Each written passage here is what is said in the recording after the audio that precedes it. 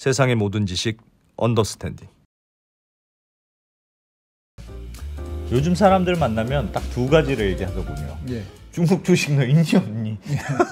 그 정도로 지금 갑자기 중국 주식이 뜨거운 화제가 됐는데, 예. 야, 너무 그동안 안 가지고 계십니까 혹시? 아니요. 무슨 ETF라도 없습니까? 안 갖고 정말 저도 없는데 그동안 뭐 물렸던 거 이번 기회에 판다 이러시는 분도 있고, 야, 이게 잠깐 이러다 마는 건지 뭐 큰 변화가 있는 건지 너무 헷갈려서, 또 중국 하면 저희가 또 보유하고 있는 분이 있지 않습니까? 예, 예. 중국통. 네, 중국통 KB증권 박수현 팀장님 모시고 이번 중국의 증시의 급등, 뭐 이게 과거하고 어떻게 다른 건지, 조금 중국 정부의 근본적인 변화가 있는 건지 근본적으로 한번 배워보겠습니다. 어서 오십시오. 예.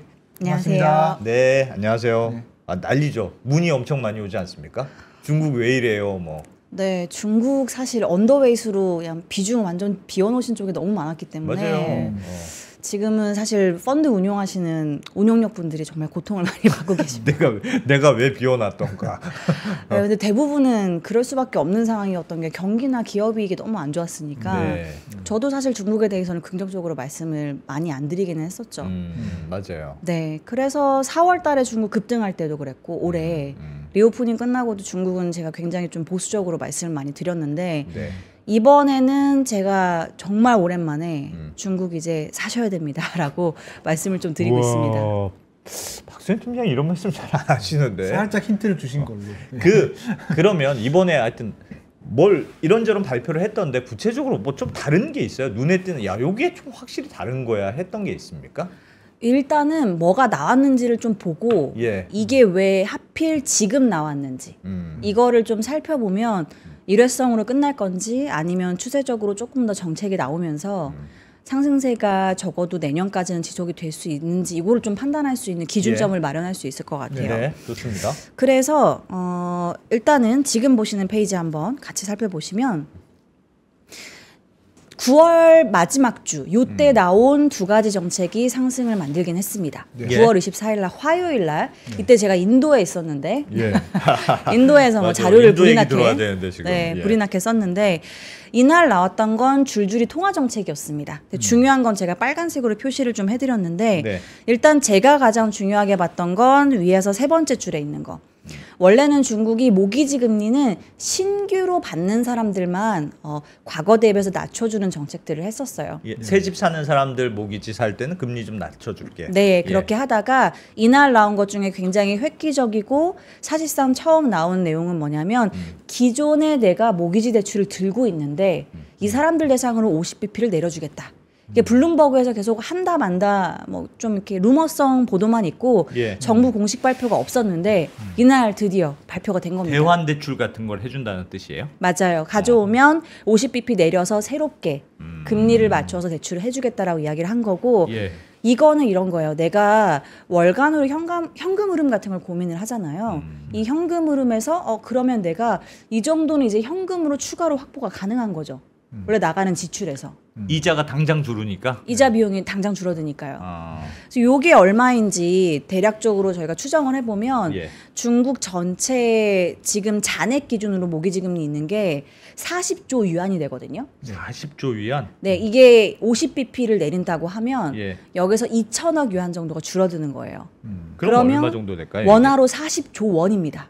야. 40조 원이 네, 일회성으로 현금으로 시장에 쏟아진다고 생각하시면 됩니다. 와. 내 주머니에 당장 돈이 들어온다고 생각할 수 있는 정책이 발표가 된 거죠. 소비 시장에는 굉장히 긍정적인 정책은 당연히 맞는 거고 근데 요거 나왔을 때도 제가 트레이딩 바이 구간 살 수 있는 것들은 나오는데 바이 앤 홀드로 들고 계속 내년까지 가기에는 여전히 약해. 네, 안 됩니다. 재정이 나와야 됩니다라고 이야기했고 예. 다만 하방이 상당히 좀 단단해질 것 같다. 주식 기준으로 봤던 이유가 밑에 있는 밑에 마지막 줄이랑 그 위에 있는 줄을 보시면 되는데 네. 중국 정부가 금융사들한테 너네 들고 있는 국채 많잖아. 네. 국채를 담보로 대출을 상업은행한테 해달라고 하면 무조건 해줄게. 이거는 대신에 100% 주식만 사야 돼. 이게 나왔습니다. 주식을 사라는 거예요? 네. 갖고 있는 채권을 현금으로 받아다가 채권을 담보로 네. 대출을 받아서 주식 사라라는 게 나왔고요. 이거 해주겠다라고 정부가 인민은행 통해서 시행을 해주겠다라고 이야기를 한 거고 그 다음에 밑에 있는 건 뭐냐면 재대출이라고 하는 건데 예. 이거는 인민은행이 상업은행한테 대출을 해주고 상업은행이 기업들한테 대출을 해주는 형태라 재대출이라고 부르는 건데 네. 뭐냐면 상장사 중에서 우리가 자사주 매입하려고 돈이 좀 필요해. 대출이 좀 필요해라고 하면 인민은행이 무조건 그건 대출을 상업은행한테 유동성 공급해주겠다. 그러니까 이걸 가지고 대출을 상장사한테 해줘라라고 이야기를 해준 겁니다. 이것도 주식 부양책이네요. 그렇죠. 그러니까 주식의 자금의 인플로우, 유입을 자극하게끔 하는 거죠. 주식을 그러니까 주식을 사든지 자사주를 사든지 둘 중에 하나 어쨌든 주식 시장에는 매수 자금들이 들어오게 되는 거니까요. 이런 거 할 때 중국은 예를 들면 너 이거 자사주 살 때 쓸 돈을 우리가 대줄게 뭐 그런 정책인데 그런 거 하면 야 정부가 이런 하라니까 하라는 뜻인가 보다 이렇게 받아들일까요? 중국은 아니면 그냥 진짜 자유롭게 할 수 있는 건가요? 이게 정확히는 시진핑 3기 들어오기 전에는 100% 워킹했다고 봐도 무방합니다. 정부가 이렇게 하라고 하면 네. 장이 무조건 움직였죠. 근데 시진핑 이거 하라고 하는 뜻이구나 이거. 네. 이제 위에서 지령이 떨어졌다라고 보고 움직였는데 시진핑 3기 지도부 들어와서는 갑자기 시장이랑 예상치 못한 규제를 하고 부동산도 규제하고 예. 주택 가격이 이렇게 장기적으로 떨어진 적이 없고 이러다 보니까 정부 정책을 크게 신뢰하지 않았었던 거죠. 기업들이. 네. 기업도 그렇고 해서 기업들도 투자가 마이너스 여전히 15% 정도 보이거든요. 예. 민간 기업 기준으로. 그리고 뭐 소비자들 이제 소비하는 걸 봐도 소매 판매도 한 2, 3% 이 정도에서밖에 안 움직이긴 했었죠. 예. 그러니까 정부가 얘기해도 뭐 돈을 쓰라고 하고 투자하라고 해도 이제는 믿지를 못하겠다. 이러한 흐름들이 조금 나타났었는데 지금은 어쨌든 조금씩 소비를 뭔가 정부가 겨냥해서 예. 정책들을 통화 정책에서는 9월 24일 날 나왔던 게 의미는 있었다. 다만 재정이 없이 이것만 가지고는 여전히 저는 부족하다라고 판단을 했었고 예. 물론 중국 정부가 제가 쓴 글을 보지는 않았을 거지만 네. 제가 이날 이제 인도에서 낸 자료의 배경은 제목에 딱 적어놨어요. 재정 없이는 부족하다. 그리고는 그 다음 날 뭐가 나왔는가? 그 다음 날에 재정 정책이 다다음 날에 딱 나왔습니다. 봤네 봤어. 네, 목요일 날에 드디어 재정이 정말 오랜만에 나왔고요. 예. 재정은 이제 투트랙으로 발표를 해주긴 했습니다. 재정 정책이라는 게 중국 정부가 직접 돈을 쓴다. 맞습니다. 빌려줘라, 뭐 금리 내려라 이런 거 말고 네. 돈을 뿌리는 거. 네, 직접 돈을 국고에서 이제 꺼내서 가게에 줘라라고 이야기를 한 건데 이게 누구 입에서 나온 건지가 너무 중요합니다. 중국은 이게 주석 입에서 나온 건지 아니면 총리가 얘기한 건지 아니면 어떤 특정한 부처의 장관이 얘기한 건지 이게 중요한데 예. 요거는 우측에 보면 지금 이 내용 줄줄줄 있는 2019년 20년 요게 매년 9월 달에 하는 정치국 회의에서 얘기를 해준 겁니다. 이거는 시진핑 주석이 얘기했다라고 보는 회의인 거고요. 시진핑 주석이 주최를 하는 거고 보면 올해 빼고 과거에는 경제 관련된 얘기는 하나도 없었습니다. 그러니까 사실 9월 달에는 크게 중요한 거를 얘기해주는 회의가 아닌데 네. 굉장히 다급하게 이례적으로 9월 달에 보면 경제 관련된 얘기를 줄줄이 해줬고 예. 여기서 굉장히 중요했던 게 뭐냐면 밑에서 세 번째 줄 부동산 시장 안정화를 강조하면서 이게 한글로 좀 옮기니까 단어 발음이 쉽지 않은데 네. 지질회온이라는 걸 얘기해줬어요. 지질회온. 이게 뭐예요? 하락을 멈추고 네. 이제는 안정적으로 가는 방향성으로 주택 가격 방향성을 설정해줘라. 이제 밑에 더 떨어뜨리지는 마라. 네, 이걸 시진핑이 직접 얘기해 준 겁니다. 그러니까 사실 중국 주택 가격이 올라간다라는 시장의 기대가 많지 않았거든요. 예. 그러다 보니까 이제 얼만큼 더 빠질 거에 대한 공포감이 굉장히 컸던 건데 이거는 이제 시진핑이 막아주겠다는 얘기를 직접 해준 거죠. 여기에 플러스 앞으로 재정을 더 공격적으로 써라라는 얘기를 같이 해줬고요. 그리고 그러면서 얘기를 했던 게 저소득층한테 특히나 특화되어 있는 재정을 좀 써라라고 이야기를 하고 나온 게 좌측에 보시면 10월 1일 국경절 이전에 바로 지급하라고 했고요. 저희 추정에 의하면 아직 정부 공식 발표는 아닙니다. 가게당 60만 원 정도 지급이 가능할 것 같아요. 근데 지금 나온 걸 보면 지역별로 조금씩 차등 적용해서 나오고 있고 20만 원에서 60만 원 정도 레인지로 현금을 직접 주는 겁니다. 중국은 코로나 때도 재난지원금을 안 줬거든요. 처음 하는 겁니다. 직접 주머니에 이제 현금을 넣어주는 현금 거고. 꽂아주는 게 예. 네. 이게 시진핑 입에서 나왔다. 주택 가격 하락하는 걸 이제 막아준다. 굉장히 큰 변화다라고 좀 보여지고 투트랙이라고 말씀드렸는데 저소득층은 현금을 이렇게 직접적으로 지급을 해주고요. 중산층한테는 뭘 하는가? 중산층은 대부분 이제 일선 도시 이런 대도시에 거주를 할 건데 상하이시는 5억 위안으로 소비 쿠폰을 주라고 했습니다. 5억 위안이면 우리나라 돈으로 이제 1,000억 정도가 되는 건데 네. 이거는 레스토랑이나 호텔이나 이런 데서 직접 사용할 수 있는 소비 쿠폰을 주는 거예요. 그래서 대도시 같은 중산층 타겟으로는 사실 모기지 금리 내려준 것도 중산층 타겟으로 한 거죠. 집을 들고 있는 분들은 대부분 중산층이니까. 그래서 이자 비용 줄여주고 소비 관련되어 있는 쿠폰을 중산층한테는 주고요.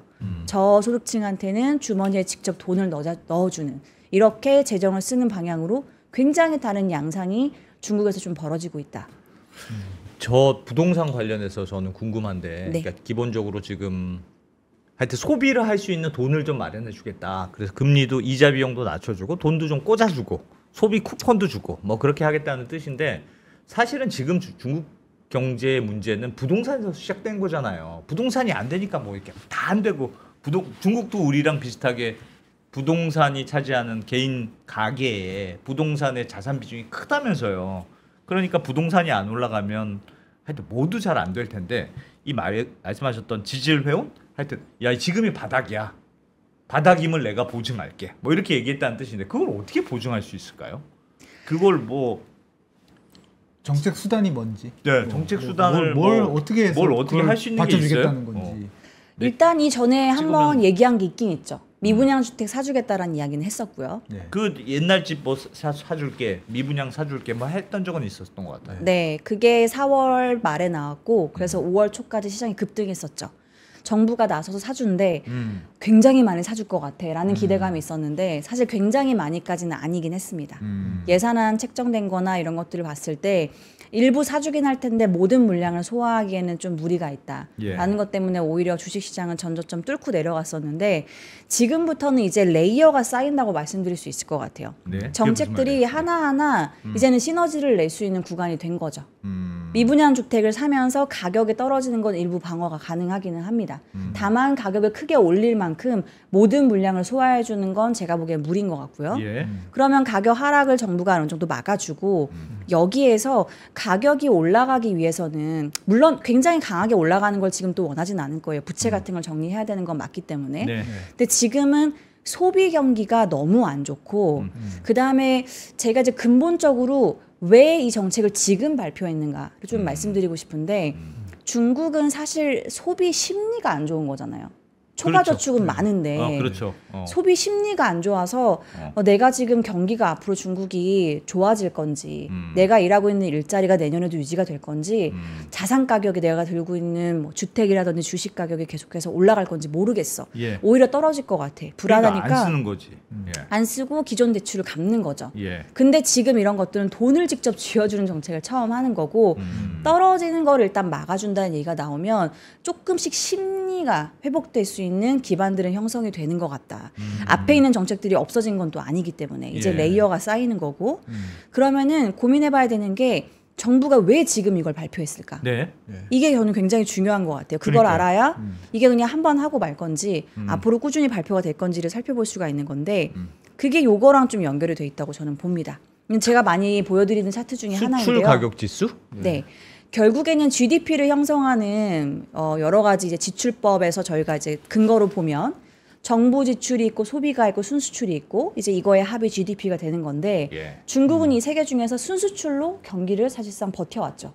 내수가 안 좋아도 수출이 괜찮아. 네, 그래서 양적으로 수출을 엄청 많이 단가를 낮춰서 밀어내기를 했죠. 요게 100을 기준으로 보는 거고 예. 100을 하회하면 전년 대비해서 수출 단가를 낮추고 있는 거고요.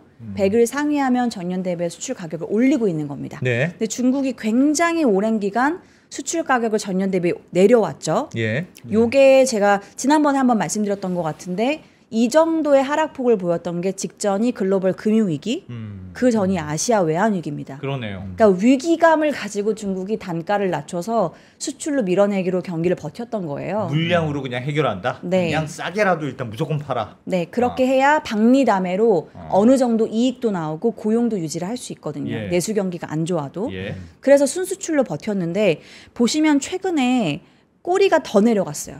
수출 가격 지수가 단가를 더 낮추고 있는 상황인 건데 여기에다가 문제가 생겼습니다. 지금 보시는 거. 환율이 강해지고 있죠.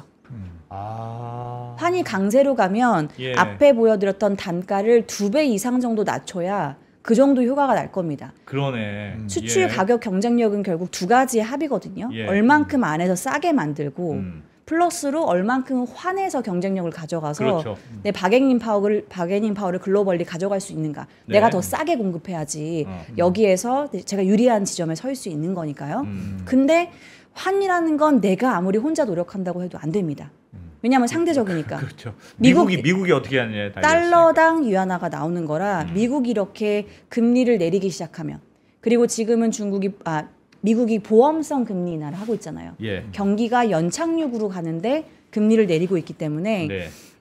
그렇게 되면 사실상 중국의 이 상황들이 뭐랄까요? 미국이 굉장히 안 좋아지는 거면 지금 중국 상황들이 오히려 조금 더 여러 가지 복잡하게 전개될 수는 있겠지만 어쨌든 지금 미국이 이렇게 금리를 내리는 사이클로 가면은 이거는 한두 달짜리는 아닌 거죠. 인하 사이클은 통상 그래도 6개월에서 1년 정도는 간다고 우리가 보고 예. 더 장기간으로 가는 사이클도 있으니까요. 그러면 이거는 그냥 짧게 일회성으로 중국이 우리 이제 더 이상 저가로 밀어내기가 안 돼라고 판단을 할 수 있는 건 아니고 이제 앞으로 한 사이클 정도 우리가 뭘 가지고 먹고 살 건지에 대한 고민이 필요하고 이제는 순수출이 아니고 이제부터는 우리가 좀 내수 경기 부양이 상당히 중요해진 것 같다. 그래야 GDP 5%를 유지할 수 있을 것 같고 내년에도 중국이 양회를 할 건데 양회에서 5% 얘기를 또 할 가능성이 상당히 저는 있다고 봅니다. 예. 그러면 내년 그림까지 보면 지금에서 정책을 발표해서 올해랑 내년에 GDP 5%를 지키기 위한 정책을 발표해 주는 게 굉장히 중요할 수 있죠. 그러면 수출 단가 떨어지는 거는 의도적으로 그동안 낮춰서 해왔던 건데 외환 시장이 바뀌면서 외환 시장의 위안화가 가치가 올라가면서 야 이거 방법이 없다. 수출로는 방법이 없으니 내수를 무조건 키워야 돼. 이런 절박감이 들었다는 뜻일까요? 이거 플러스 트럼프 영향도 있었던 것 같아요. 트럼프는 또 뭘까요?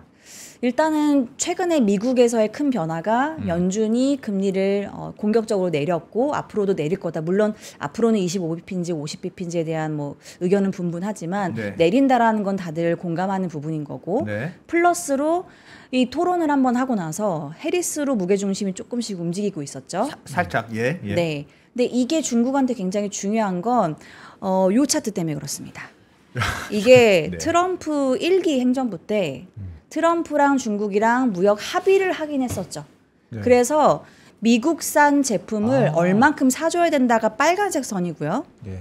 근데 실질적으로 중국이 산 건 맨 밑에 있는 검은색 선입니다. 실제로 다 안 샀을걸요? 그때 말만 하고? 네, 실질적으로 60%에서 한 70%요 정도밖에 못 그때 샀어요. 막 서로 관세 서로 막 하다가 싸우다가 그럼 네가 얼마 사고 내가 얼마 살게 이러고 대충 합의했던 거잖아요. 트럼프 정부 때. 그리고 중국이 사지 못했던 명분은 우리 코로나 때문에 너무 힘들다. 자연재해고 이건 우리가 예측하지 못했던 거니까 네. 좀 밀어달라 이러면서 이제 민주당으로 사실 대선이 바뀌었죠. 예. 그래서 요게 트럼프 유세현장도 그렇고 이야기하는 걸 보면 중국을 내가 다시 만나면 무조건 따져 물을 거라고 했거든요. 아 트럼프가 계속 그런 얘기를 했었어요. 다시 사라고 얘기를 하겠다라고 했습니다. 아. 그러면 이거 중국이 사줘야 될 가능성이 상당히 높아지는 거죠. 트럼프는 한다면 하는 사람이기 때문에 예. 관세를 높이는 것도 사실상 모든 물품은 아니더라도 사실 60% 한다라는 거는 현실화될 가능성이 어느 정도 있다라는 거를 시장에서도 인지를 하고 있고요. 예. 그러면 중국의 재정을 어느 정도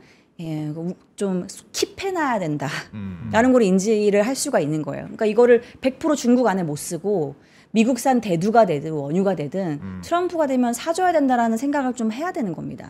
근데 이게 좀 무게중심이 해리스로 옮겨가다 보니까 중국 안에서 미국이 아니고 안에서 요거 재정을 좀 써도 괜찮겠는데? 이러한 판단이 미국의 금리 인하랑 같이 맞물려서 중국 안에서 왜 지금 재정을 썼는지에 대한 답이 될 것 같습니다.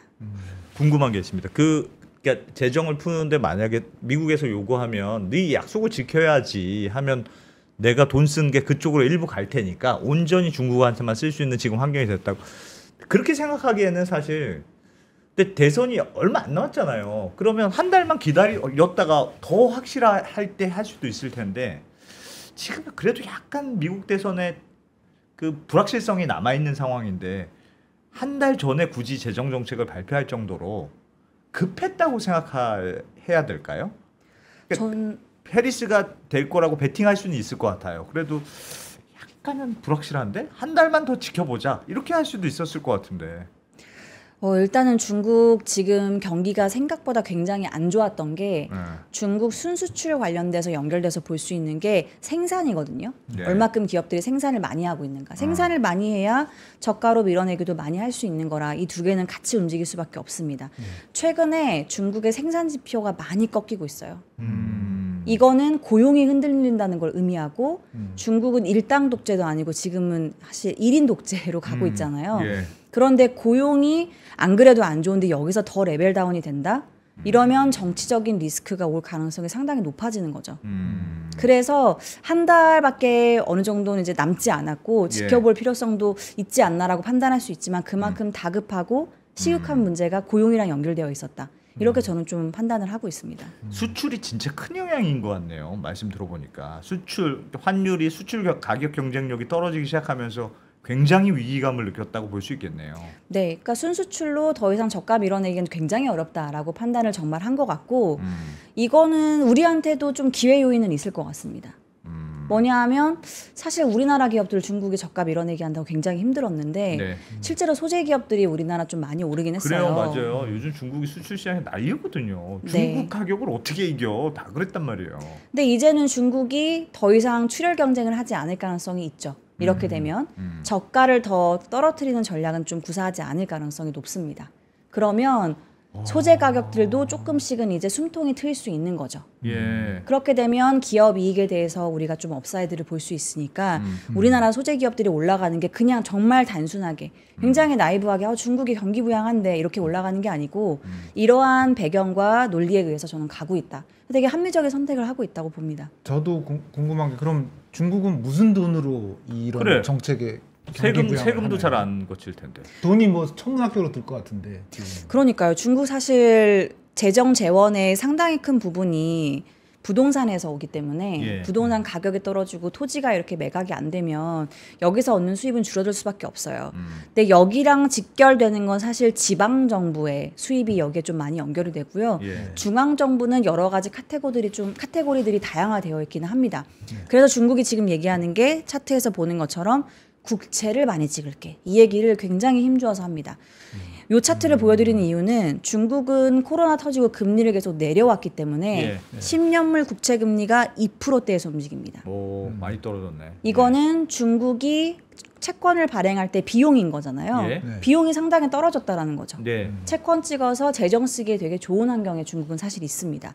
그리고 부채 대비해서 GDP 비율을 보면 사실 많은 나라들이 100% 넘어갔고 중앙정부가 특히나 많이 그런데 중국은 중앙정부의 부채 비율이 GDP 대비해서 보면 100%가 안 됩니다.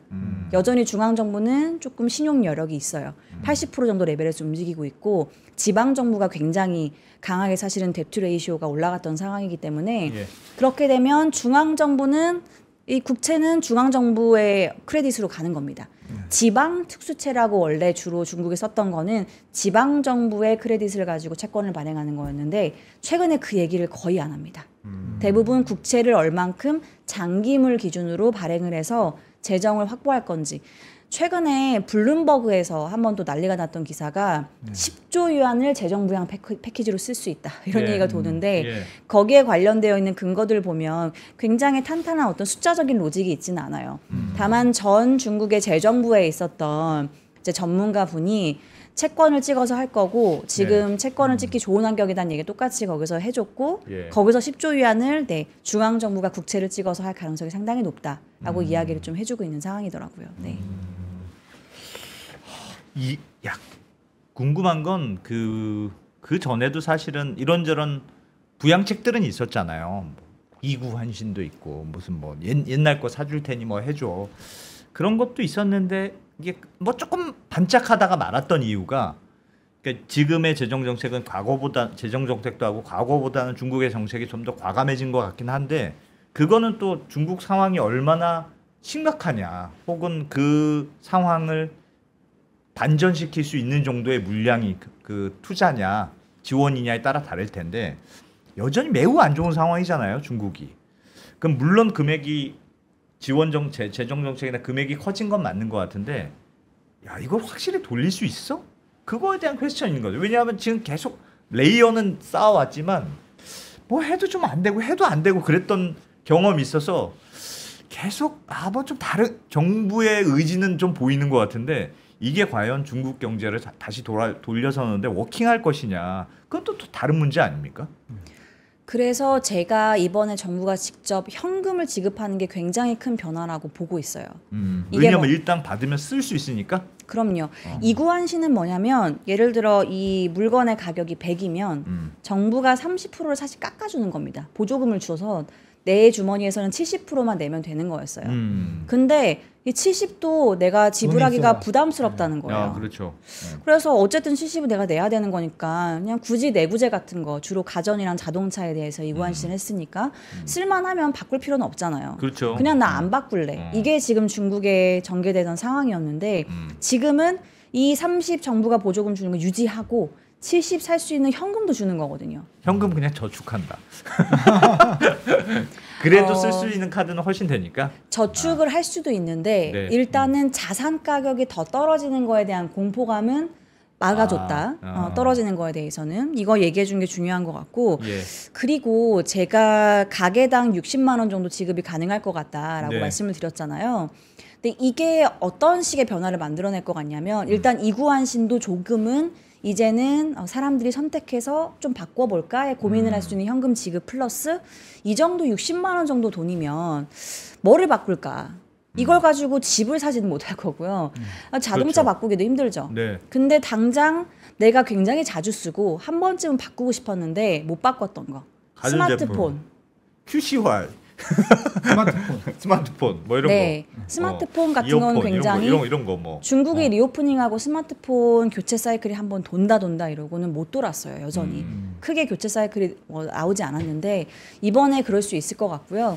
그러면 휴대폰, 스마트폰이나 뭐 가전이나 아까 말씀드린 자동차 같은 게 결국에는 제조업 연결되어 있는 고용 창출 승수 효과가 높은 쪽입니다. 예. 이런 것들이 계속해서 고용을 크게 창출하지 못했던 건 사람들이 돈을 안 쓰니까 소비를 안 하니까 서두에 말씀드린 것처럼 민간 기업들이 설비 투자를 안 하고요. 투자를 안 하니까 고용을 늘릴 필요도 없고 임금을 올려줄 필요도 없었던 겁니다. 예. 근데 이게 조금씩 이 선순환 소비에서의 악순환 고리가 있었던 것들도 단추가 좀 풀릴 수 있을 것 같다. 조금씩 돈을 쓰기 시작하면 말씀드렸던 것처럼 사람들이 이제 물건을 사면 기업들이 투자도 조금 할 수 있을 것이고 그러면 고용도 조금은 늘릴 수 있는 여지가 생기고 임금도 이제는 굉장히 생각했던 만큼 많이는 아니더라도 좀 올려줘 볼까? 상여금 정도는 좀 올려줘 볼까? 이런 네. 고민을 할 수 있는 네. 구간에 지금 이제 진입했다라고 좀 볼 수 있는 거죠. 이거 생각조차 사실은 하지는 못했던 게 재정 나오기 전에 중국이긴 했습니다. 그런 그림에서 저는 중국 시장이 지금 움직이고 있는 것 같고 그래서 제가 소비주를 굉장히 힘줘서 이야기를 하고 있는 이유도 여기에 있고요. 그건 직접적인 수혜를 일단 받으니까. 그럼요. 아. 중국은 GDP에서도 그렇고 중국 증시에서도 소비 관련되어 있는 기여도가 가장 높습니다. 소비주 비중. 중국도 그래요? 네, 맞습니다. 그래서 시가총액 뭐 최근에 역전되긴 했었지만 원래 가장 시총이 높은 거는 귀중모태주였죠. 술. 예, 예. 네. 그러니까 이렇게 소비하는 항목들이 비중이 높았는데 이런 것들이 힘을 못 쓰니까 장이 안 좋았던 거고 경기도 사실은 굉장히 좋았다고 말하기는 어렵죠. 계속해서 하방 압력이 커지고 있었는데 정조준을 소비 쪽으로 해서 재정을 펼치고 있다 보고 이게 코로나 때도 하지 않았던 걸 하는 거라 굉장히 다른 식의 정책을 펼치고 있는 겁니다. 조금 구체적으로 뭐 소비재 어떤 거, 뭐 술, 뭐 어떤 게 더 유명하다. 지금 가전 이런 거 말씀하셨던 것 같아요. 가전, 스마트폰, 뭐 네, 이런 스마트폰, 가전 이런 것도 좋고요. 사실 중국은 소비 전방위적인 카테고리가 다 기업이익이나 주식이 안 좋았기 때문에 대표적으로 술도 되고 그다음에 외식, 중국 외식 업체들도 상장이 많이 되어 있습니다. 그 외식이랑 또 연결되는 게 조미료 같은 것들 이런 것도 상장이 많이 되어 있고 이런 것도 사실 굉장히 좋을 것 같고요. 그래서 여기 관련되어 있는 소비주들이 지금 중국이 놀랍게도 본토가 2주 사이에 20% 이상, 홍콩은 35% 이상 달렸습니다. 예. 홍콩은 시장이 계속 열렸기 때문에 이게 추세적으로 갈 건지 안 갈 건지 시장이 확인하고 싶을 거잖아요. 그럼요. 네, 그러면 두 가지가 굉장히 중요할 것 같아요. 예. 두 가지가 뭐냐면 지금 보여드리는 차트 이게 내일 나옵니다. 네. 국경절이 지난해 정말 오랜만에 코로나 이전 대비해서 사람들이 1인당 소비 규모가 코로나 이전 대비해서 올랐거든요. 예. 이게 내일 요번 국경절 때 얼만큼 사람들이 썼는지가 나옵니다. 데이터가 나온다. 네. 이게 굉장히 중요한 거는 아까 이제 소비 쿠폰 주고 보조금 주고 이게 10월 1일 이전에 지급하라고 했거든요. 예. 국경절 전에 다 지급이 됐습니다. 국경절 때 쓰게 해라. 아. 그때 집중적으로 효과가 나타날 수 있게끔 일단 일종의 장치를 그렇게 만든 거죠. 예. 시점을 그렇게 박았기 때문에.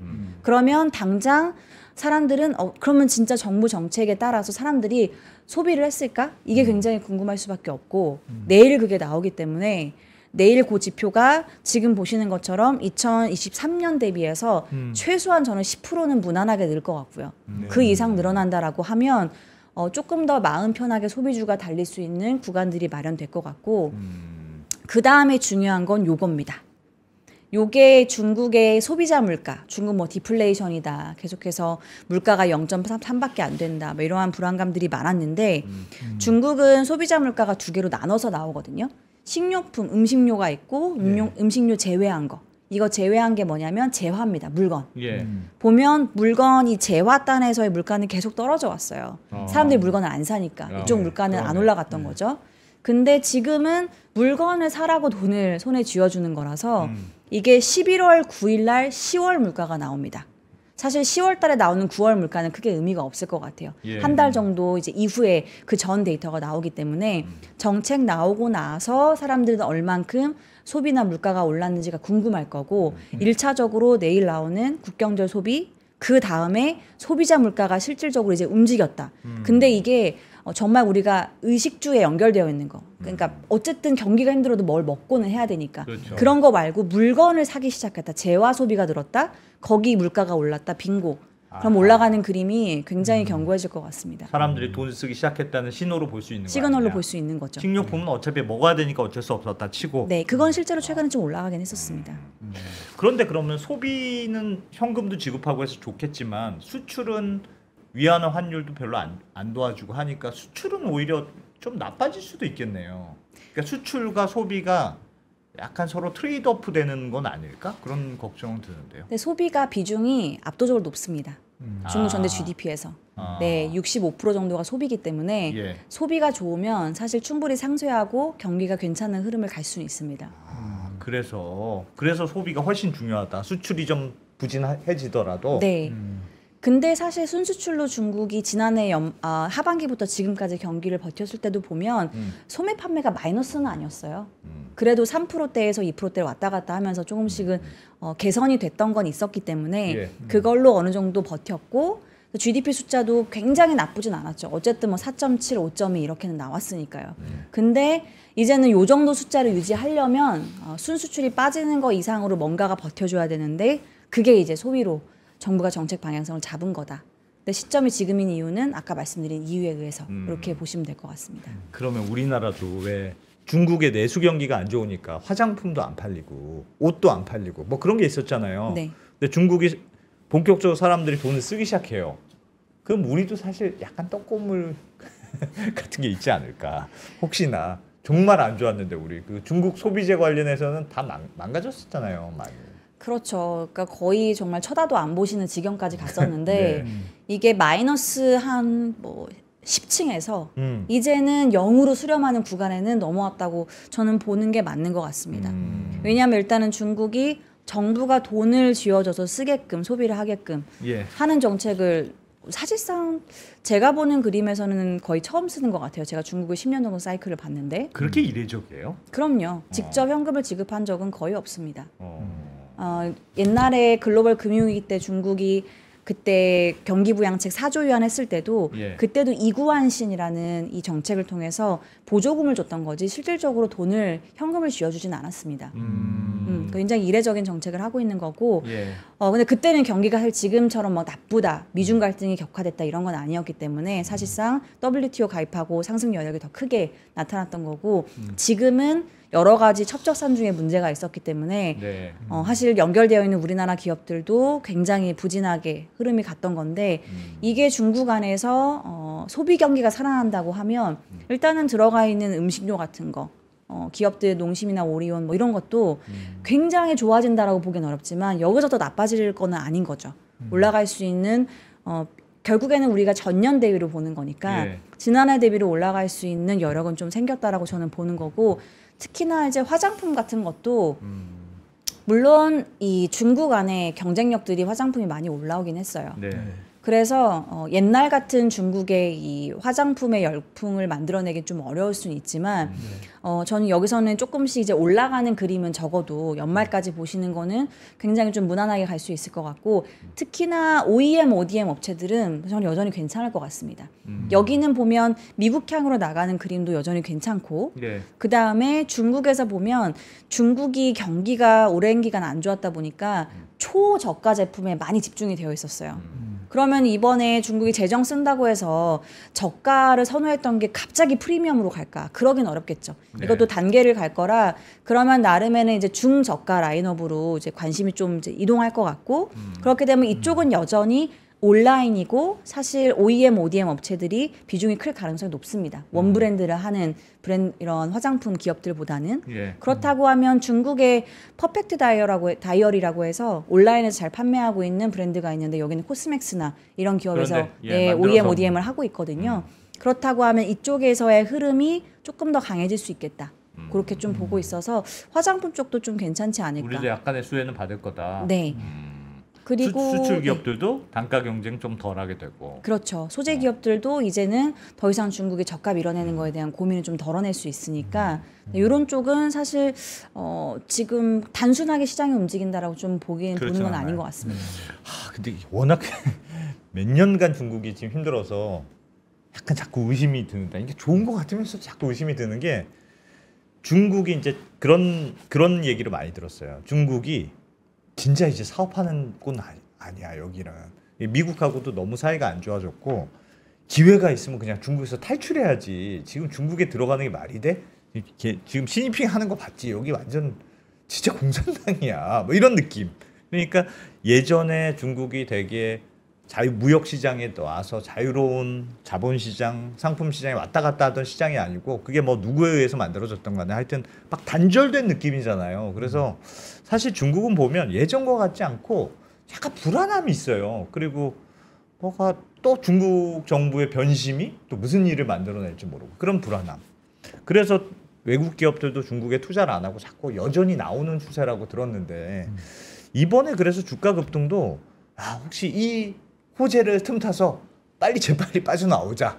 뭐 거래량도 굉장히 늘었다던데 혹시 그런 건 아닐까? 그러니까 이게 지금 우리가 궁금한 건 단기적으로 뭐 좋을 수는 있겠습니다만 중국이 지금 좀 시장이 바뀌는 거냐? 그게 되게 궁금한데 여전히 퀘스천이 남아요. 뭐가 이렇게 찜찜함이 남는다고 할까요? 그래서 내수 경기가 좋아지는 것과 미중 갈등은 상수로 놓고 이 두 개에서 취사 선택을 좀 하실 필요는 있을 것 같아요. 그 흐름은 바뀌지는 않을 텐데. 그럼요. 그래서 저는 전기차는 손실 구간 어느 정도 만회하면 중국은 정리하시는 게 맞다라고 말씀드리고 그 다음에 헬스케어도 같이 말씀을 드립니다. 왜냐하면 결국에는 IRA는 저는 트럼프가 되든 해리스가 되든 사실상 계속 지속될 가능성이 상당히 높다라고 보고 있고요. 이거 플러스로 바이오 안보법 미국이 발표했던 거 예. 이게 중국 기업이 원래는 안 들어갔던 건데 오보다 뭐 이렇게 최근에 이야기가 나와서 다시 급등을 하긴 했었는데 이거는 언제 다시 나와도 이상하지 않습니다. 중국 기업들 바이오 안보법에 사실 들어갈 가능성은 저는 상당히 높다라고 보고요. 이거는 되돌리기는 어려울 것 같아요. 뭐 이런 쪽들은 지금 급등에 들어가시는 건 아닌 것 같고 오히려 들고 계셨던 분들은 지금 구간에 정리를 하시는 게 맞고 내수 경기가 중국이 좋아지는 건 이건 미국이 아무리 규제해도 상관이 없습니다. 그러네. 내수가 좋아지는 건 중국 안에서 좋아지는 거고 예. 이건 미국이 뭐 규제를 하든 아니면 뭐 관세를 올리든 안에서 좋아지는 그림은 막을 방법이 없어요. 그렇죠. 그렇기 때문에 사실 트럼프 행정부 1기 때도 중국 내수 소비주는 수익률이 사실 굉장히 좋았습니다. 그러한 구간이 한 번 더 전개가 될 수 있을 것 같고 예. 근데 이제 개인 투자를 하신 분들과 실질적으로 펀드를 운용하시는 분들의 좀 고민이 다를 수는 있을 것 같아요. 펀드를 운용하시는 분들은 대부분 벤치마크 대비로 보거든요. 그렇죠. 그러면 중국이 이렇게 달리기 시작하면 여기에 연결되어 있는 벤치마크들은 수익률이 굉장히 위로 갈 가능성이 높아요. 예. 그러면 중국을 따라가야 될지 말아야 될지의 고민이 사실 매니저분들은 굉장히 많이 되실 수가 있고 그러한 관점에서 사실은 저는 중국을 들고 가시는 그림이 지금은 저는 맞다라고 판단을 하고 이게 한두 달 이렇게 올라가고 끝날 거면 당연히 말씀을 안 드리는 건데요. 저는 지금의 그림은 최소한 한 분기는 강한 상승. 중국 내수와 관련돼서는 네. 그리고 요게 재정이 정말 블룸버그가 보도한 대로 10조 위안이면요. 중국 GDP가 지난해 기준으로 127조 위안 정도가 되거든요. 네. 그러면 거의 7.8% 정도를 쓰는 그러네, 겁니다. GDP에서. 예. 이거는 중국이 2009년도 10년도에 굉장히 경기가 급등할 때 4조 위안 패키지라는 걸 썼었는데 예. 그 정도의 강도로 쓰는 거예요. 재정을. 지금 만약에 10조 위안을 이번에 10조 위안이라고 쓴다고 하면 어. 이거는 시장의 추정치고 확정된 건 아니긴 합니다. 예. 그렇다고 하면 저는 사실 내년까지도 중국 관련되어 있는 소비주들 강한 상승 그림 뭐 지금만큼의 강한 그림은 아니겠지만 예. 상승 추세는 지속될 수 있겠다라고 좀 보고 있거든요. 근데 좀 딴 소리긴 하지만 트럼프가 덜컥 되면 어떡하죠? 그러면 캡은 씌워질 것 같습니다. 망했다. 급락은 나타나지는 않을 것 같아요. 재정을 쓴 건 맞기 때문에. 어쨌든 돈을 쓴 건 돈 쓴 만큼은 효과는 있을 거 네. 아니냐. 그래서 그게 하방은 돌 거다. 네, 그게. 상당히 단단해질 것 같고 다만 상승 이제 여력에 대해서는 조금 위에 캡이 씌워져서 여기서 추가로 더 강하게 뭐 30% 이상 이 그림은 좀 어려울 수는 있지만 굉장히 또 다시 급락하는 그림으로 가지는 않을 것 같습니다. 예전에 그 아까 이제 중국이 부동산 가격을 하방을 막아라고 얘기했다는 게 우리 예전에 최경환 장관 때 빚내서 집 사세요. 그때 이후로 그냥 미친 듯이 한국은 올랐었는데 중국 부동산도 혹시 그렇게 되는 거 아닙니까? 빚내서 집 사라는 얘기가 나오면요. 중국 파셔야 됩니다. 왜요? 왜요? 그럼 더 사야죠. 뭐 한국에 사례가 있는데. 왜냐하면 중국은 사실 인구 절벽이 굉장히 심각한 것도 사실이고 예. 우리나라보다 훨씬 더 난개발이 많이 됐습니다. 네, 인구 대비해서 공급을 너무 많이 해놨기 때문에 네. 이게 여기서 빚내서 집 사라고 하면 다 같이 망하자라는 거랑 다르지 않은 이야기라서 시진핑도 그렇고 중국 정부 어떤 부처도 가격 상승을 자극하는 말은 한 적이 없습니다. 중국이 부동산 구조 조정을 하고 나서 보면 예. 예. 그렇기 때문에 여기서 가격 하락을 막는다 정도의 기조만 나와도 굉장히 시장에서는 환영을 할 수밖에 없는 배경이 여기에 있다라고 좀 보시면 될 것 같아요. 부동산을 여전히 살려면 안 된다는 생각은 여전히 있는 거예요. 부동산이 하면 빈부격차도 자꾸 켜지고 사회적인 문제가 생겨. 그 기조에 있는 변화가 없을까요? 일본화 되는 거죠, 정말로. 사실 이걸 받아줄 수요층은 없는데 공급만 많이 한다라는 건 굉장히 연결되어 있는 부채의 문제가 점점 더 해결하기 어렵다라는 걸로 연결이 되는 거라 예. 그거는 정부가 선택할 가능성은 상당히 낮을 것 같습니다. 그걸 한다면 중국은 정리하셔야 됩니다. 그러면 그런 면에서 부동산이 결국은 많이 오르진 못할 거고 그러면 결국은 내수 시장이 살아나는 것도 약간 제한적이진 않을까 그런 생각은 드는데요. 그래서 소비주가 사실상 9월 마지막 주부터 좀 많이 달리다가 가장 최근 3, 4일 정도는 홍콩장 계속 열렸거든요. 예. 홍콩에서는 IT텍이 가장 수익률이 좋습니다. IT텍에서도 반도체 같은 게 특히나 좋은데 중국이 재정을 많이 지금 발행한다고 하면 합리적으로 예. 소비한테 줄 건데 기존에 많이 줬던 쪽을 당연히 더 줄이진 않겠죠. 더 많이 주면 많이 줬지. 그게 IT텍에 보조금을 많이 주고 있었기 때문에 예. 이쪽에서 새로운 동력이 마련될 것 같고 중국을 내년까지 굉장히 강하게 볼 수 있는 정책이 나오게 되면 그거는 사실 내년까지 보셔야 되는 게 맞는데 그게 뭐냐면 인프라 투자입니다. 인프라 투자가 10조 위안 경기 부양 패키지가 나온다고 하면 나올 가능성이 상당히 높고 그거는 올해가 아니고 내년까지의 그림을 보고 이야기를 하는 거예요. 인프라 투자는 통상 3년에서 5년 정도 시계열을 보고 예. 투자를 하는 거기 때문에 이게 나오게 되면 당연히 구형 인프라 투자는 안 할 겁니다. 뉴딜처럼 그냥 땅 파고 다리녹 만들고 그런 건 안 할 거예요. 그런 게 아니고 요즘에 또 말이 쏙 들어갔죠. 동수서산 같은 거. 데이터 센터 짓고 네. 그다음에 제가 좀 좋아하는 거 중국 로봇 산업 같은 거. 로봇이나 반도체 AI 이런 쪽 육성하기 위한 자금들 당연히 더 많이 들어갈 거고요. 이런 쪽에서의 업사이드를 만들어내려고 노력할 것 같고 그런 쪽의 인프라 투자. 네. 그리고 추가로 이게 나오면 저는 금상첨화할 것 같은데 지금 실업자들 사실 많은 건 사실이라서 실업자들 대상으로 재취업할 수 있는 복지 비용이라든지 이런 프로그램들 관련되어 있는 예산이 좀 더 늘어난다고 하면 이런 것들은 사실 상호 간의 시너지 효과가 상당히 많이 생길 수 있을 것 같습니다. 다만 아직 인프라 투자에 대해서 얘기한 건 없고 블룸버그가 얘기한 10조 위안도 이제 예상치이기 때문에 발표되는 건 봐야 되겠지만 지금 나오는 여러 가지 정책적인 기조나 제가 보는 그림상으로는 인프라 투자가 빠르면 10월 말, 늦으면 11월 안에 발표될 가능성이 좀 높아 보이긴 합니다. 지금 중국 정부의 의지가 얼마나 강력하느냐가 제일 중요한 포인트 같아요. 그래야 만약에 이게 워킹 안 하면 또 더 센 거 나와. 이렇게 중국 정부의 입장이 완전히 바뀌었느냐 아니면 그냥 될 때까지 하여튼 조금 더 이렇게 해보느냐냐. 그러니까 중국 정부가 경기를 부양하기 위한 의지가 얼마나 강하냐가 앞으로 이 방향이 계속 간다. 아니면 조금 나아졌다. 이를 판단하는 중요한 포인트 같은데 중국 정부의 본심이 진짜 바뀌었다. 근데 우리는 진짜 간다. 그렇게 볼 수 있을까요? 시진핑이 본인이 집권하고 나서 양회에서 얘기한 GDP 숫자를 못 맞춘 게 딱 한 번 있죠. 네. 사실 중국 중화인민공화국 건설하고 나서 처음이긴 했습니다. 그게 언제냐면 중국은 그냥 맞춘다면서요 숫자를 그냥 조작해서라도 우리가 목표한 거 그냥 무조건 맞춰. 근데 못했죠. 코로나 예. 때. 그때 5% 달성 못했습니다. 네. 그럼 코로나니까. 그렇긴 하지만 시진핑은 장기 집권을 선언했던 상황이었는데 그걸 못 맞췄고 올해 못하면 두 번째입니다. 그러면 인민들이 뭘 보고 신뢰를 할 것인가? 중국 안에서 발표되는 지수는 아니고요. 중국의 프로테스트 지수라는 게 나오긴 합니다. 중국 안에 있던 분들이 나와서 미국에서 이제 지수를 만들어서 얼만큼 시위가 늘어나고 있는지에 대한 지수가 나오는데 이게 코로나 봉쇄 때 쭉 늘었다가 많이 줄었는데 최근에 살짝 늘어날 기미들이 좀 보입니다. 고용 문제나 실업 문제가 실제로 이제 지금 골마 터지고 있다라는 거죠. 이게 결국은 GDP 성장률이랑 직결이 되죠. 성장률이 어느 정도 나와줘야 여기에서 고용을 신규로 만들 수 있는 힘이 같이 연결돼서 나오는 건데 그거를 이제 원래는 수출 저가로 밀어내기로 유지를 했던 거고요. 그게 안 된다고 하면 시진핑의 정치적인 입지도 굉장히 힘들어질 수 있다. 이거는 시진핑이 마음을 먹을 수밖에 없는 중요한 배경이고 왜 지금 해야 되는가? 그리고 5%를 유지하는 게 왜 중요한가? 이런 것들을 좀 답을 드릴 수 있는 게 될 것 같습니다.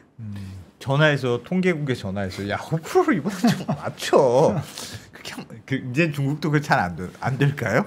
예전에 하도 그랬다 그래가지고. 그렇긴 한데 너무 네. 사실 중국이 이제는 G2로서 국가 자체도 많이 커졌고 예. 네, 이거는 뭐랄까요? 근본적인 의구심을 저희가 다 해소하기는 어렵지만은 이 숫자 자체의 추세를 바꾸는 건 상당히 어려운 것 같습니다. 예. 지금 안 좋은 건 서로 다 아니까 취업 안 좋고 뭐 내수시장 안 좋은 건 뻔히 다 아는데 5% 성장했습니다 하는 게 황당하게 느껴지긴 하겠네요. 예를 들면 조작을 만약에 한다면.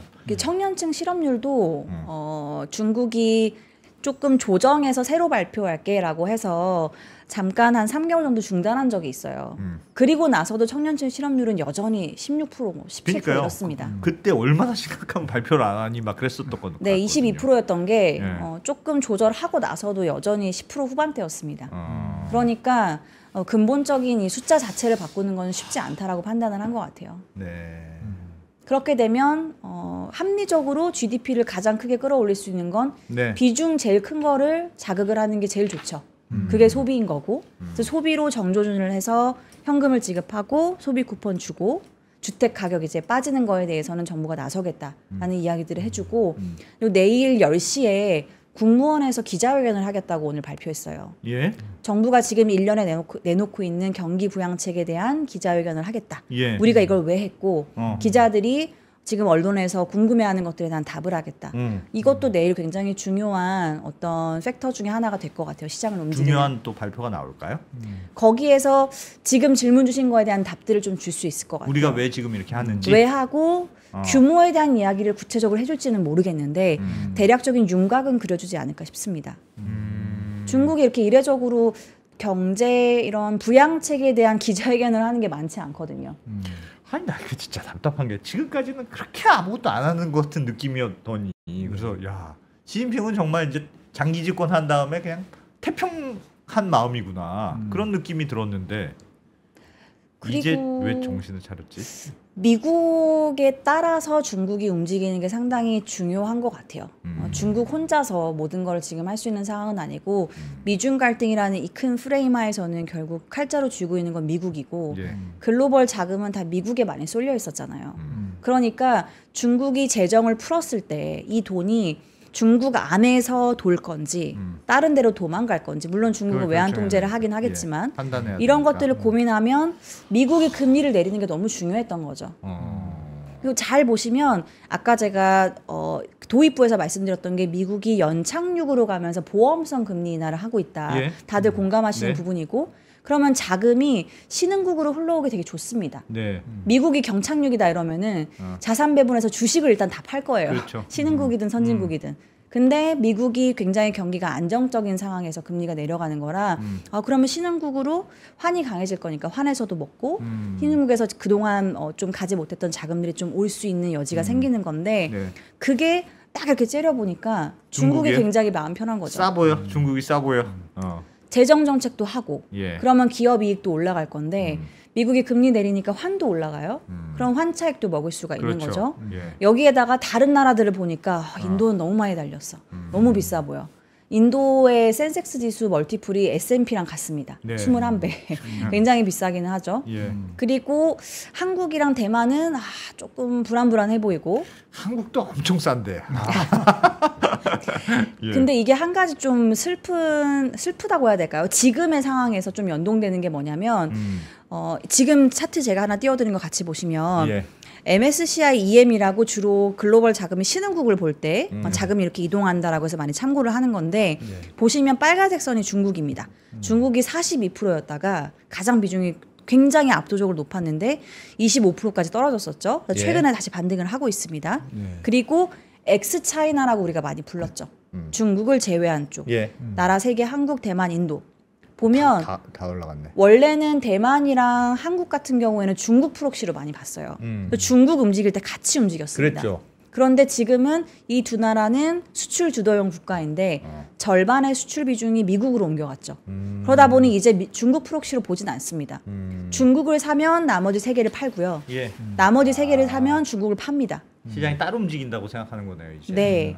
그래서 중국이 이렇게 달리는데 예. 우리나라 장이 힘이 강하지 못한 이유가 저는 이렇게 수급적인 측면에서 있는 것 같다. 그래서 중국이 재정을 쓸 때 원래는 같이 달렸던 힘이 굉장히 강했던 거에 대해서 이제 눈높이는 조금 낮추셔야 될 것 같고요. 그래서 우리가 왜 탑다운으로 보는 거, 바텀업으로 보는 거 이렇게 나눠서 보잖아요. 이게 뭐예요? 무슨 말이에요? 전체 탑다운으로 중국 관련되어 있는 게 좋아지면 우리나라 지수 전체가 좋아지는 거. 예. 이걸 탑다운으로 본다라고 좀 볼 수 있고 바텀업으로는 여기에 연결되어 있는 정말 이익이 직결되는 기업들을 사야 되는 건가. 예. 저는 지금은 후자의 경우가 더 맞다고 봅니다. 바텀업? 아니 탑다운? 바텀업으로. 바텀업으로? 정말 중국이 좋아지면 실질적으로 이익이 이제 개선될 수 있는 기업들 위주로 포지셔닝을 하셔야 되고 그냥 통째로가 아니고 네. 아직은 왜냐하면 수출의 문제도 있고 여러 가지 문제들은 여전히 있으니까. 네. 그리고 수출 비중 절반이 미국으로 옮겨갔기 때문에 100% 중국이랑 같이 움직이진 않습니다. 이제 우리나라랑 대만 같은 경우에는 네. 미국 상황도 봐야 되고 사실 대선도 남아 있고 이러다 보니까 그러면 지금은 글로벌 수급 측면에서는 중국을 사면 나머지 세 개는 사실 매도세가 나올 수 있다. 그러네.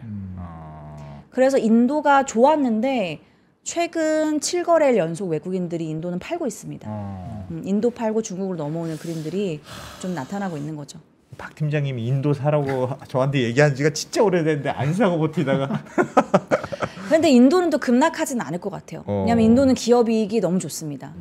네, ROE 같은 건 추세가 여전히 견고하기 때문에 그런 걸 보면 인도는 여기서 그냥 추가 물량들을 조금씩 정리는 하지만 중소형주 같은 거 정리하고 대형주는 들고 있을 가능성이 높아 보이고요. 그래서 인도는 대형주, 중국은 소비주. 다만 더 선호는 중국. 이렇게 말씀을 드리고 있어요. 궁금한 게 있습니다.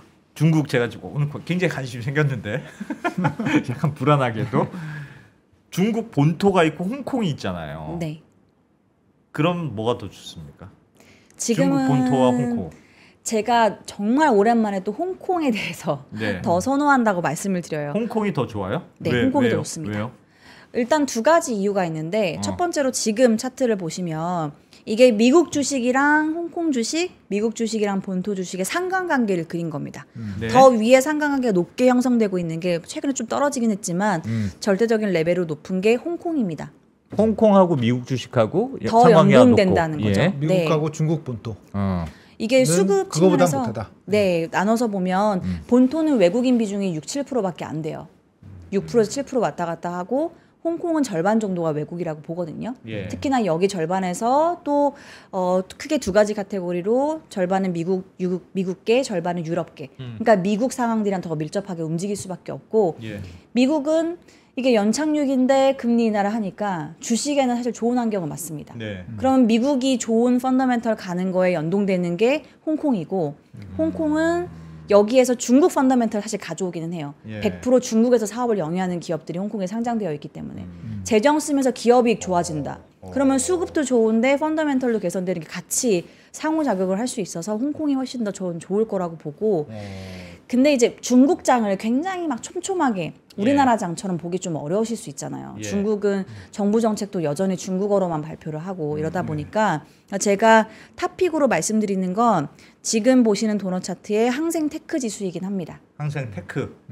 이게 일단 홍콩에 있고 그래서 본토보다 선호를 하는 시장에 들어와 있고요. 예. 절반은 경기 소비재, 절반은 IT 텍이라서 이름도 테크 지수고 해서 이거 그냥 테크 지수 아니야라고 보시지만 이거 100% 소비주입니다. 절반은 소비재, 절반은 테크주. 근데 이 테크도 대부분이 소비라고 보셔도 무방해요. 왜냐하면 이제 배달 어플, 뭐 전자상거래, 전자상거래는 경기 소비재로 나뉘긴 하지만 예. 그 다음에 뭐 게임 이런 것들도 게임 머니가 얼만큼 충전이 되는지 이런 게 중요한데 이거 다 소비 심리랑 같이 움직입니다. 소비가 좋아지면 같이 움직일 수밖에 없는 테크가 항생 테크에 들어와 있기 때문에 100% 소비주라고 보셔도 무방해요. 그러니까 중국이 정부 정책에 따라서 소비가 잘 가고 있다. 네. 그러면 항생 테크가 굉장히 좋은 흐름을 보일 가능성이 높고요.